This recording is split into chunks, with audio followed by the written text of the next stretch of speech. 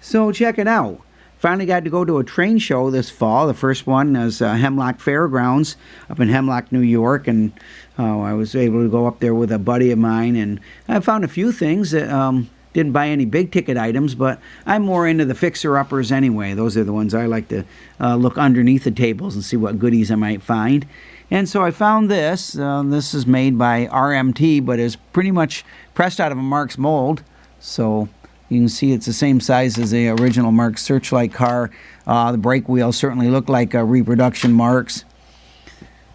So I got that for $10 because it had a broken front coupler. The knuckle was broken off.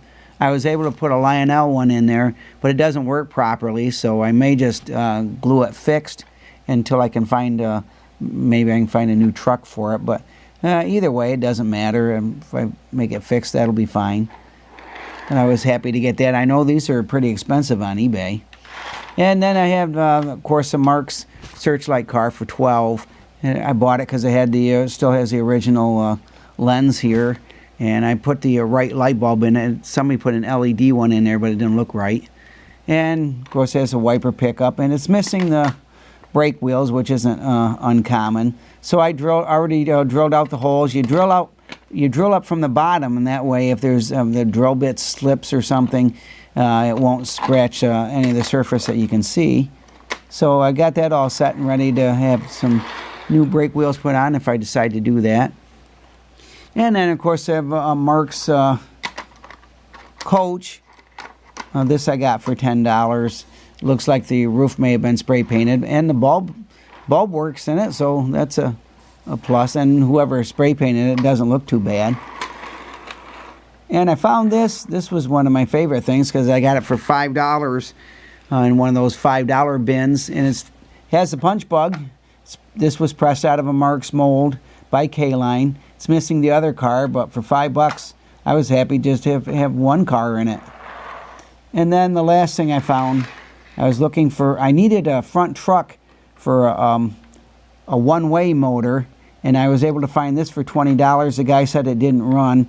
Well, I got it to run in forward anyway. I know these had a problem with reverse anyway. The frames, I don't know, I guess they underneath here something's going on. I may look at that later on, but I got it running forward, which is fine because I'm not out anything. The motor I was going to use the front trucks for is a one-way motor, and this one has magnet traction, so it pulls really good. So those are the things I got from the Hemlock Fair, and here's a few other things that I was able to pick up.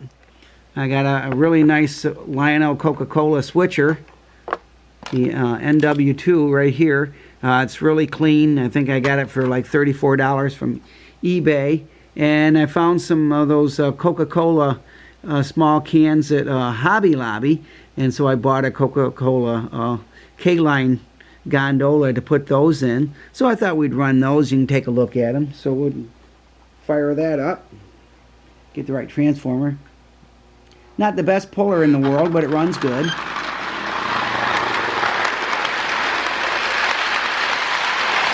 When I got it, the front coupler had been broken off, and so that's something that the mailman must have done, because I'm pretty sure the seller didn't do that. But that's a pretty cheap fix, so I glued it on for now, and it's hardly noticeable because the brake is underneath the locomotive.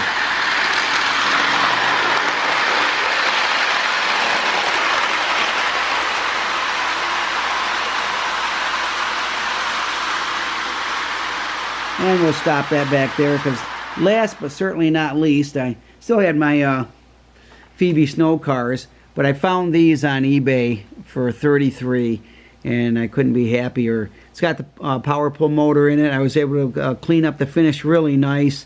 I used some Armor All to wipe it down. There's a pair of Marx E7s of Rock Island. It's probably the one that the Marx did the best job on. They really did a nice job on the paint on these.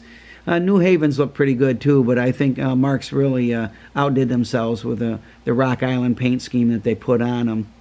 It did have one, this step as a replacement. It's an original Marx step. A lot of the locomotives I get are beyond repair, and so I'll cut all the steps off them so I can use them when I get a nice locomotive like this, and the rear step on the dummy unit as a replacement too. And I had some horns, some Marx original horns. I try to keep it as nice as I can because the finish and the paint and everything is really nice on these. And a power pull motor. I put new brushes in. I always put new brushes in my motors because it just makes them run so much better. And I get them from trainpartsformarx.com, which is James Fleener. Jim always does a pretty reliable job for us, so he gets things shipped out pretty quick. So I thought we'd take these for a spin too. They really run smooth. And this one, the reverse unit cycles nicely in it.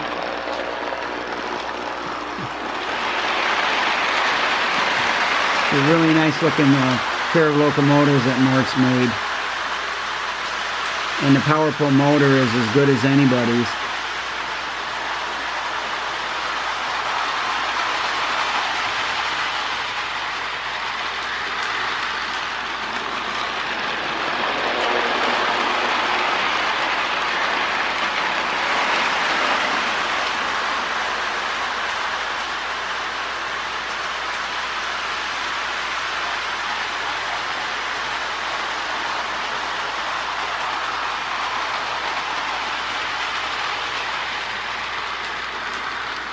Funny, growing up, I kind of shunned Marx because I didn't realize they ever made anything this nice.